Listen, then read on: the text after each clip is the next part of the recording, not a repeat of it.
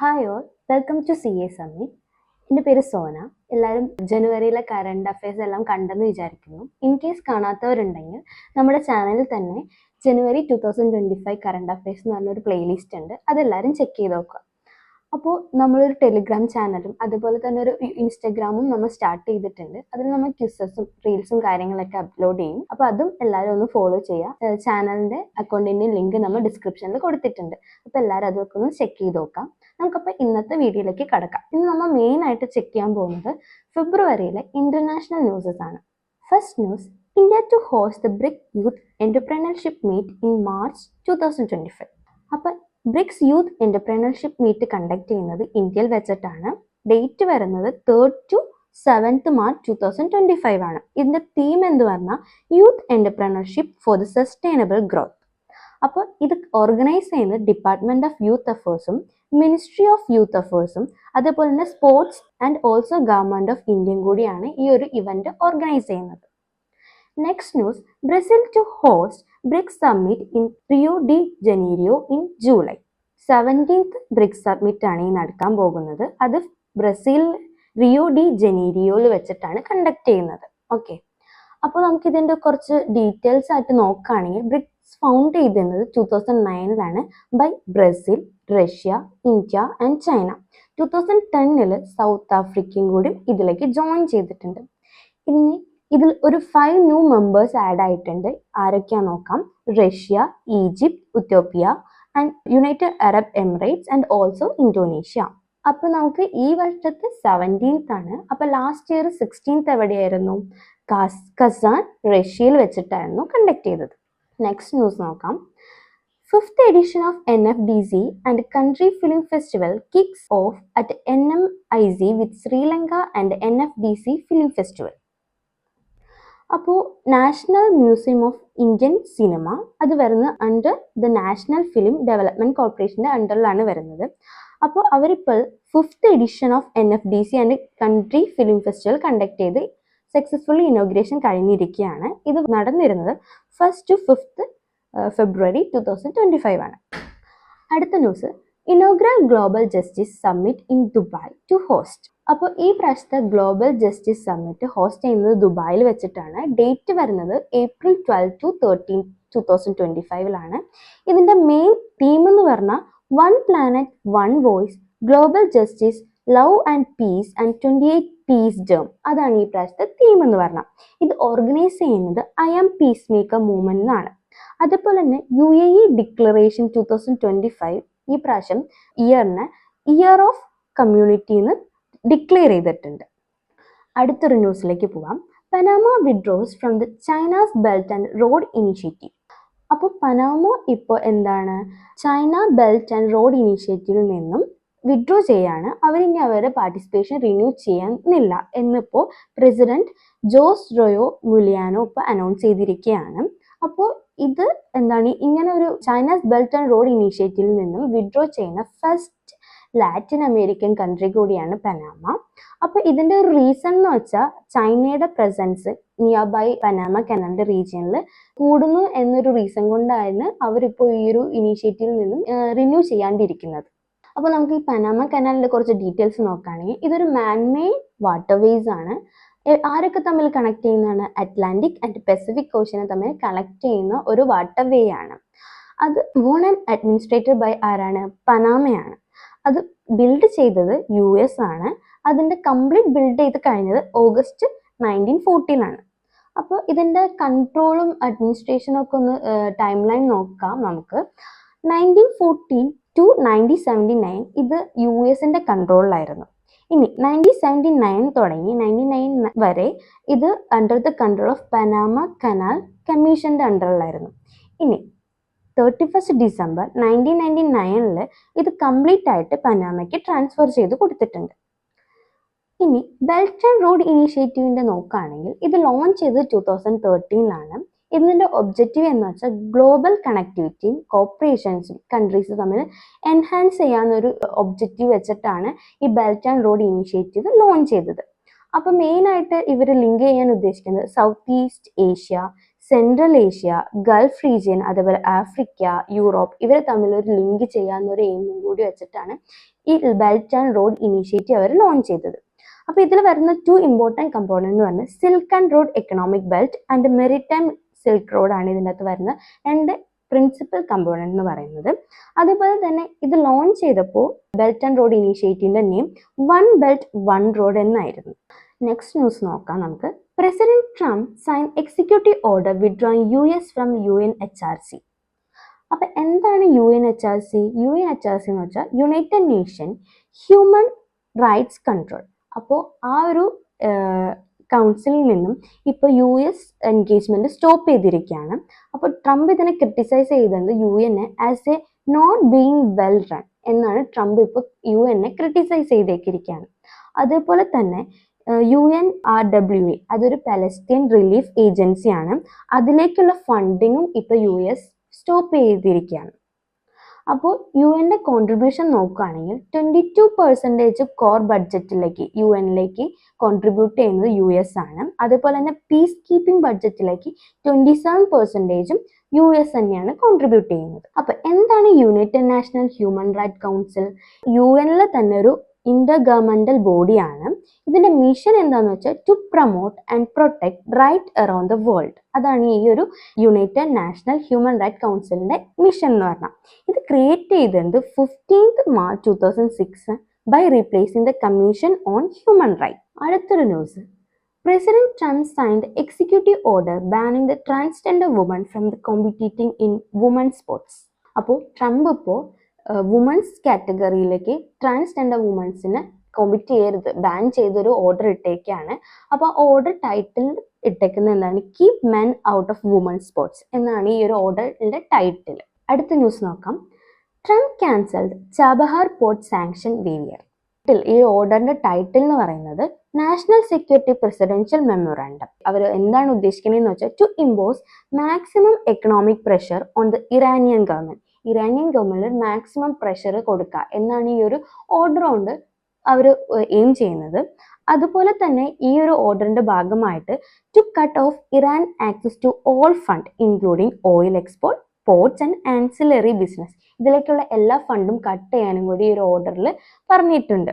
അപ്പോൾ നമുക്ക് ഇന്ത്യയും ചാബഹാർ പോർട്ടും തമ്മിലൊരു റിലേഷൻ നോക്കാം. ഒരു ഇന്ത്യ, ഇറാൻ, അഫ്ഗാനിസ്ഥാൻ തമ്മിലൊരു ട്രൈലാറ്ററൽ എഗ്രിമെന്റ് സൈൻ ചെയ്തിട്ടുണ്ട് ഇൻ 2016. ഈ ചാബഹാർ പോർട്ട് ഇന്ത്യക്ക് ഒരു ഓൾട്ടർനേറ്റീവ് റൂട്ടും കൂടിയാണ്. എവിടേക്ക് ട്രേഡ് ചെയ്യാനായിട്ട്? അഫ്ഗാനിസ്ഥാനിലേക്കും സെൻട്രൽ ഏഷ്യയിലേക്കും ട്രേഡ് ചെയ്യാനായിട്ട് ഒരു ഓൾട്ടർനേറ്റീവ് റൂട്ടാണ്. ബൈ നോട്ട് ടച്ചിങ് പാകിസ്ഥാനിൽ ടച്ച് ചെയ്യാണ്ട്, അതേപോലെ നേരത്തെ പറഞ്ഞ ചൈന ബെൽറ്റ് ആൻഡ് റോഡ് ഇനീഷ്യേറ്റീവിനെ ടച്ച് ചെയ്യാണ്ട് ഏഷ്യയിലേക്ക് അതേപോലെ അഫ്ഗാനിസ്ഥാനിലേക്കും ട്രേഡ് ചെയ്യാനുള്ള ഒരു ഓൾട്ടർനേറ്റീവ് റൂട്ടായിട്ടാണ് ഈ ചാബഹാർ പോർട്ടിനെ ഇന്ത്യ കണ്ടിരിക്കുന്നത്. ഇനി ചാബഹാർ പോർട്ടിനെ കുറിച്ച് നോക്കുകയാണെങ്കിൽ ഇത് ലൊക്കേറ്റ് ചെയ്തേക്കുന്നത് ഗൾഫ് ഓഫ് ഒമാൻ, ഇറാനിലാണ്. ഇത് ഇറാനിലെ ഓൺലി കൺട്രി എക്കണോമിക് പോർട്ടും കൂടിയാണ്. അപ്പോൾ ഇതിൽ മെയിനായിട്ട് വന്ന 2 പോർട്ട് എന്ന് പറഞ്ഞാൽ ഷാഹിദ് കലന്തരി പോർട്ട് ആൻഡ് ഷാഹിദ് ബഹിസ്തി പോർട്ടാണ് ഈ ചാബഹാർ പോർട്ടിൽ വന്ന 2 ഇമ്പോർട്ടൻറ്റ് പോർട്ട്. അടുത്ത ന്യൂസ് നോക്കാം. UK become first country to criminalize AI generated child abuse content. വേൾഡിൽ തന്നെ ഏറ്റവും ആദ്യത്തെ കൺട്രിയാണ് UK. എന്തിനാണ്? ഒരു ലോ ഇൻട്രൊഡ്യൂസ് ചെയ്തിരിക്കുകയാണ് ടു എന്തിനാണ് AI ടൂൾ ഉപയോഗിച്ചിട്ട് ജനറേറ്റ് ചൈൽഡ് അബ്യൂസ് കണ്ടന്റ് അല്ലെങ്കിൽ ഇമേജസ് ഒക്കെ ജനറേറ്റ് എടുക്കുന്നവർക്ക് പണിഷ്മെന്റ് ആയിട്ട് ഒരു 5 year prison ഒരു പണിഷ്മെന്റ് ഇമ്പോസ് ചെയ്തിരിക്കുകയാണ് ഇപ്പോൾ UK.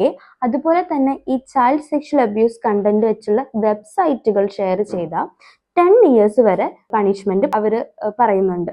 അടുത്തൊരു ന്യൂസ് നോക്കുകയാണെങ്കിൽ economic community of west African sites country withdrawal. അപ്പോൾ economic community of west African സ്റ്റേറ്റിൽ നിന്നും ഇപ്പോൾ Mali, Burkina Faso and Niger ഇപ്പോൾ ഒഫീഷ്യലി അവർ ലെഫ്റ്റ് ചെയ്യുകയാണ് ഈ ഒരു ബ്ലോക്കിൽ നിന്നും. അപ്പോൾ ഇത് ഫൗണ്ട് ചെയ്തത് economic country of west African states found ചെയ്തത് 1975 ആണ് by signing the treaty of Lagos. അടുത്തൊരു ന്യൂസ് നോക്കാം. US President Trump signed executive order imposing a sanction on International Criminal Court. അപ്പോൾ US ഇപ്പോൾ ഒരു സാങ്ഷൻ ഇട്ടേക്കാണ് ICC for investigating Israel as a key American ally. അതുപോലെ തന്നെ also banning the ICC official from entering the US state. അപ്പോൾ ഇങ്ങനൊരു initiative അവർ ഇടാൻ കാരണം എന്താണെന്ന് വെച്ചാൽ ICC ഇസ്രായേലിലെ പ്രൈം മിനിസ്റ്റർ ആയിട്ടുള്ള ബെഞ്ചമിൻ നെതന്യാഹുവിന് എതിരായിട്ട് ഒരു അറസ്റ്റ് വാറന്റ് റിലീസ് ചെയ്തിട്ടുണ്ടായിരുന്നു. അപ്പൊ എന്തിനാണ് ഗാസ റിലേറ്റഡ് ആയിട്ടുള്ള കോൺഫ്ലിക്ട്സിന്റെ ഭാഗമായിട്ടാണ് ഈ ഒരു അറസ്റ്റ് റിലീസ് ചെയ്തത്.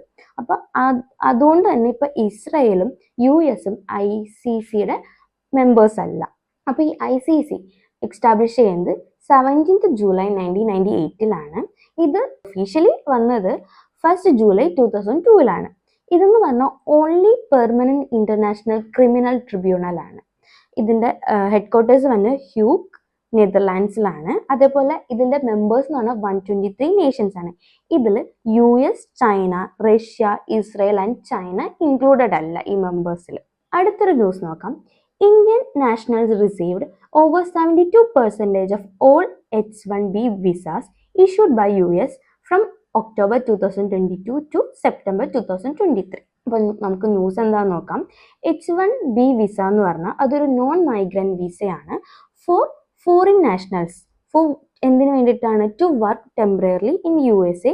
മെയിനായിട്ട് എന്താണ്, ഹൈ ലെവൽ സ്കിൽസും അതേപോലെ അറ്റ്ലീസ്റ്റ് ഒരു ബാച്ചിലർ ഡിഗ്രി ഹോൾഡ് ചെയ്യുന്നവർക്കൊക്കെ ഒക്യുപ്പേഷൻസ് പ്രൊവൈഡ് ചെയ്യുന്നതിന് വേണ്ടിയിട്ട് റിലീസ് ചെയ്യുന്ന ഒരു വിസയാണ് ഈ H-1B വിസ എന്ന് പറയുന്നത്.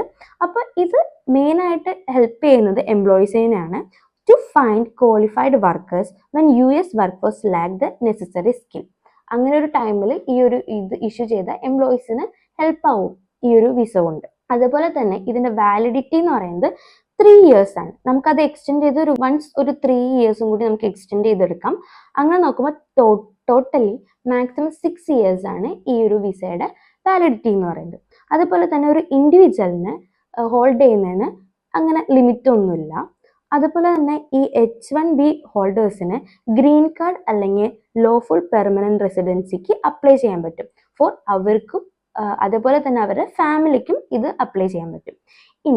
ഇനി നമ്മളൊരു ജോബിലേക്ക് മാറാണ്, വേറൊരു ജോബിലേക്ക് നമ്മൾ ചേഞ്ച് ചെയ്യുകയാണെങ്കിൽ മസ്റ്റായിട്ട് നമ്മൾ ഈ വിസയ്ക്ക് വേണ്ടി റീഅപ്ലൈ ചെയ്തിരിക്കണം. അടുത്ത ന്യൂസ് നോക്കാം. President Trump offers F-35 stealth fighter deal to India. എന്താണ് ന്യൂസ് നോക്കാം. അപ്പോൾ US ഇപ്പോൾ ഇന്ത്യക്ക് വേണ്ടി ഒരു advance F-35 5th generation fighter jet ഇന്ത്യയിലേക്ക് സെൽ ചെയ്യാൻ റെഡിയാണ്.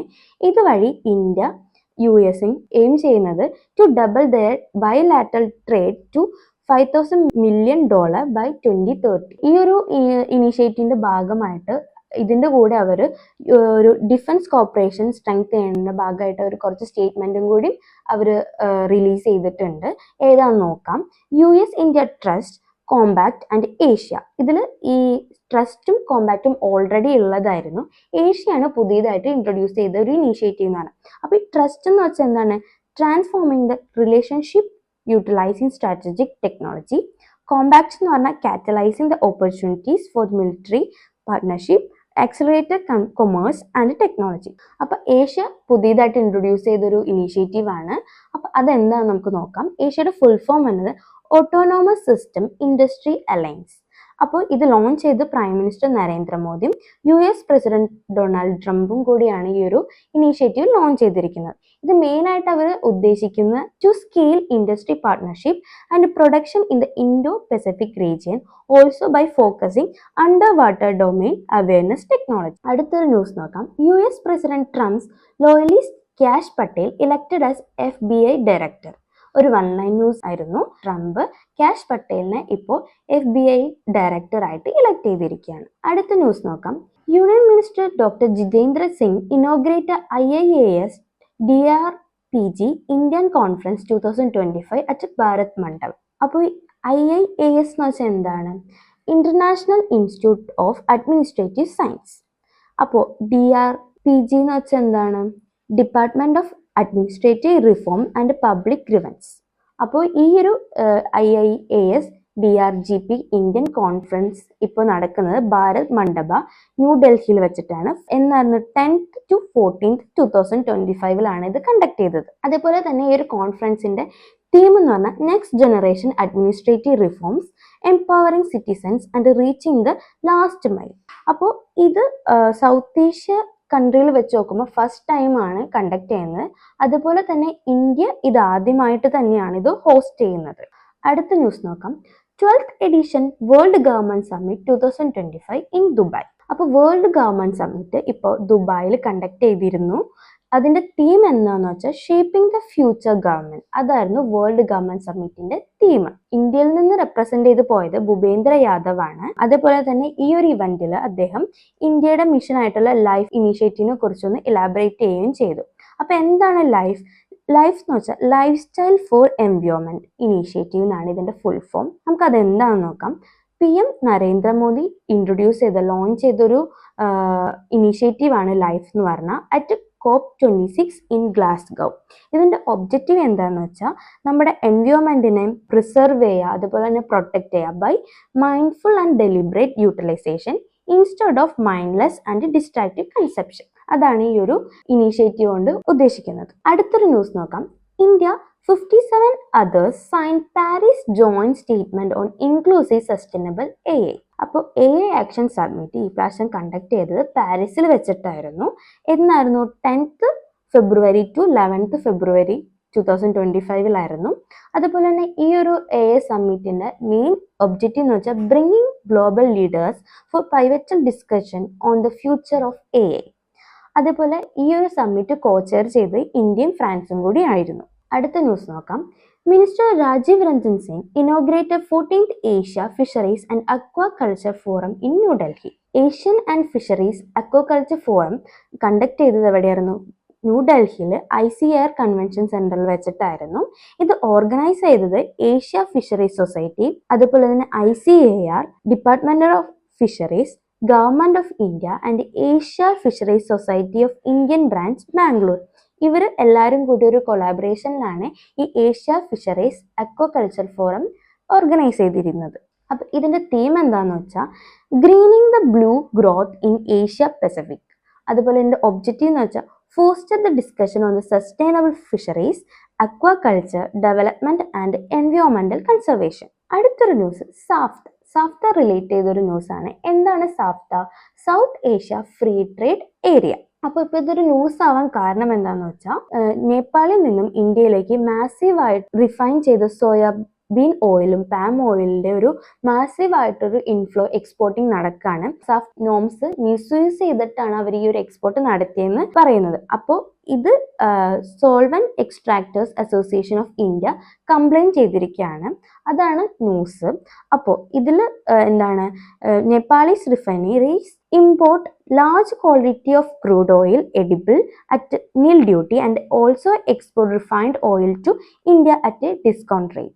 അപ്പോൾ ഇതെന്ന് പറഞ്ഞാൽ എന്താണ് നമ്മുടെ നോർത്ത് ഈസ്റ്റേൺ റീജിയനെ മാത്രമല്ല also south and central part of ഇന്ത്യനും കൂടി ഇത് എഫക്ട് ചെയ്യുന്നതാണ് പറയുന്നത്. സാഫ്റ്റയുടെ ഡീറ്റെയിൽസ് ഒന്ന് നോക്കുകയാണെങ്കിൽ ഇതൊരു free trade arrangement between 8 south Asian countries ആണ്. ഏതാണ് ആ countries? Afghanistan, Bangladesh, Bhutan, India, Maldives, Nepal, Pakistan and Sri Lanka. അപ്പൊ സാഫ്ത വന്നത് 2006 അത് ആരെ സക്സീഡ് ചെയ്തിട്ടാണ്? 1993 സാർക്കിനെ സക്സീഡ് ചെയ്തിട്ട് വന്നതാണ് സാഫ്ത. അടുത്തൊരു ന്യൂസ് നോക്കാം. Doctor S. Jaishankar, external affairs minister of India, visited Oman for the 8th Indian ocean conference. അപ്പൊ ഇന്ത്യൻ ഓഷ്യൻ കോൺഫറൻസ് കണ്ടക്ട് ചെയ്തത് എവിടെയാണ്? മസ്കറ്റ്, ഒമാനിൽ വെച്ചിട്ടാണ്. ഈ ഒരു കോൺഫറൻസിന്റെ തീം എന്ന് വെച്ചാൽ voyage to new horizon of maritime partnership. അപ്പോൾ ഈ ഒരു കോൺഫറൻസോട് അവർ എയിം ചെയ്യുന്നത് എന്താന്ന് വെച്ചാൽ ഈ സ്റ്റേറ്റ്സിനെയും അതേപോലെ മാരിടൈം പാർട്ട്നേഴ്സിനും ഒക്കെ എൻഹാൻസ് ചെയ്യുക, അതുപോലെ തന്നെ അവർ ഒരു കോപ്പറേഷൻ കൂടി എൻഹാൻസ് ചെയ്ത് കൊണ്ടുവരാം എന്നാണ് ഈ ഒരു കോൺഫറൻസ് കൊണ്ട് അവർ ഉദ്ദേശിക്കുന്നത്. അതുപോലെ തന്നെ ഈ ഒരു കോൺഫറൻസിൽ നമ്മുടെ ഇന്ത്യയും ഒമാനും തമ്മിലുള്ളൊരു റിലേഷൻ കൂടി റിന്യൂ ചെയ്യലും കൂടി നടന്നായിരുന്നു. അതിന്റെ ഭാഗമായിട്ട് ബയലാറ്ററൽ മീറ്റിംഗ് കണ്ടക്ട് ചെയ്തായിരുന്നു. സായിദ് ബഹദൂർ അൽ ബുസൈദി ആയിട്ടൊരു മീറ്റിംഗ് കണ്ടക്ട് ചെയ്തായിരുന്നു. അദ്ദേഹം ഒമാനിലെ ഫോറിൻ മിനിസ്റ്റർ ആണ്. ഇത് കൂടാണ്ട് നമ്മുടെ ഇന്ത്യയും ഒമാനും തമ്മിൽ ഇപ്പോൾ ഒരു 17 years ഓഫ് ഡിപ്ലോമാറ്റിക് റിലേഷൻ ആണ്. അപ്പൊ അതിന്റെ ഭാഗമായിട്ടൊരു സ്പെഷ്യൽ ലോഗോയും കൂടി റിലീസ് ചെയ്തിട്ടുണ്ടായിരുന്നു ഈ ഒരു ഇവന്റിൽ. അടുത്തൊരു ന്യൂസ് നോക്കാം. India elected vice president of international association of aids to marine navigation. അപ്പൊ എന്താണ് ഇതൊരു international organisation for marine aid of നാവിഗേഷന്റെ ഫസ്റ്റ് ജനറൽ അസംബ്ലിയാണ് ഇപ്പോൾ കണ്ടക്ട് ചെയ്തത്. എവിടെയായിരുന്നു? സിംഗപ്പൂരിൽ വെച്ചിട്ടായിരുന്നു. അപ്പോൾ അതിൽ ഇന്ത്യനെ വൈസ് പ്രസിഡന്റ് ആയിട്ട് ഇലക്ട് ചെയ്തിരിക്കുകയാണ്. അതുപോലെ തന്നെ ഈ ഒരു international organisation for the maritime aid to navigation establish ചെയ്തത് 1957 അപ്പൊ അതൊരു നോൺ ഗവൺമെന്റൽ ഓർഗനൈസേഷൻ ആയിരുന്നു. ബട്ട് ഇപ്പൊ അതെന്താണ് become a global authority on the maritime aids to navigation. അടുത്ത ന്യൂസ് നോക്കാം. 9th Asia economic dialogue in Pune. അപ്പൊ ഇത് ഓർഗനൈസ് ചെയ്യുന്നത് മിനിസ്ട്രി ഓഫ് എക്സ്റ്റേണൽ അഫയേഴ്സും അതുപോലെ തന്നെ പൂനെ ഇന്റർനാഷണൽ സെന്ററും കൂടി ഒരു കൊളാബറേഷൻ ആണ് ഏഷ്യ എക്കണോമിക് ഡയലോഗ് ഈ പ്രാവശ്യത്തെ കണ്ടക്ട് ചെയ്തത്. അതേപോലെ തന്നെ ഇതിന്റെ തീം എന്താണെന്ന് വെച്ചാൽ economic resilience and reassurance in the era of fragmentation. ഇതായിരുന്നു ഈ ഒരു ഡയലോഗിന്റെ തീം എന്ന് പറയുന്നത്. അടുത്തത് Brazil to join major oil exporting nation in OPEC+ group. അപ്പോൾ ബ്രസീൽ എന്ന് പറഞ്ഞത് വേൾഡിലേക്ക് വെച്ച് തന്നെ 7th ലാർജസ്റ്റ് ഓയിൽ പ്രൊഡ്യൂസർ ആണ്. ബ്രസീൽ ഇപ്പോൾ OPEC+ലേക്ക് ജോയിൻ ചെയ്തിരിക്കുകയാണ്. ഈ OPEC+ എന്ന് പറഞ്ഞ ഒരു ഗ്രൂപ്പ് ഓഫ് കൺട്രി ആണ്. That include organisation of petroleum exporting country and also other oil producing Nations. അപ്പോൾ ഇത് ഫൗണ്ട് ചെയ്തത് 2016 അതെന്ന് പറഞ്ഞ ഒരു group of 22 oil exporting countries regular ആയിട്ട് മീറ്റ് ചെയ്തിട്ട് വേൾഡ് മാർക്കറ്റിൽ എത്ര ക്രൂഡ് ഓയിൽ സെൽ ചെയ്യണം എന്ന് അവർ ഡിസൈഡ് ചെയ്യും. അതേപോലെ തന്നെ ഇവർ എയിം ചെയ്യണം എന്താന്ന് വെച്ചാൽ നമ്മുടെ ഓയിൽ മാർക്കറ്റിൽ ഒരു സ്റ്റെബിലിറ്റി ബ്രിങ് ചെയ്യുക ബൈ വർക്കിംഗ് ടുഗെദർ. ഓയിൽ മാർക്കറ്റിൽ ഒരു സ്റ്റെബിലിറ്റി കൊണ്ടുവരാമെന്നാണ് അവർ ഈ ഒരു OPEC+ കൊണ്ട് ഉദ്ദേശിക്കുന്നത്. അപ്പൊ അത്രയാണ് നമ്മുടെ ഇന്റർനാഷണൽ ന്യൂസ് വരുന്നത് ഫെബ്രുവരിയിലെ. എല്ലാവർക്കും ക്ലിയർ ആയെന്ന് വിശ്വസിക്കുന്നു. അതുപോലെ തന്നെ നമ്മൾ ഫെബ്രുവരിയിൽ മറ്റ് ടോപ്പിക്സും നമ്മൾ വീഡിയോ അപ്ലോഡ് ചെയ്തിട്ടുണ്ട്. അതിന്റെ ലിങ്ക് നമ്മൾ ഡിസ്ക്രിപ്ഷനിൽ കൊടുത്തിട്ടുണ്ട്. അപ്പൊ അതും കൂടി എല്ലാവരും ഒന്ന് ചെക്ക് ചെയ്ത് നോക്കിക്കോളൂ. Thank you.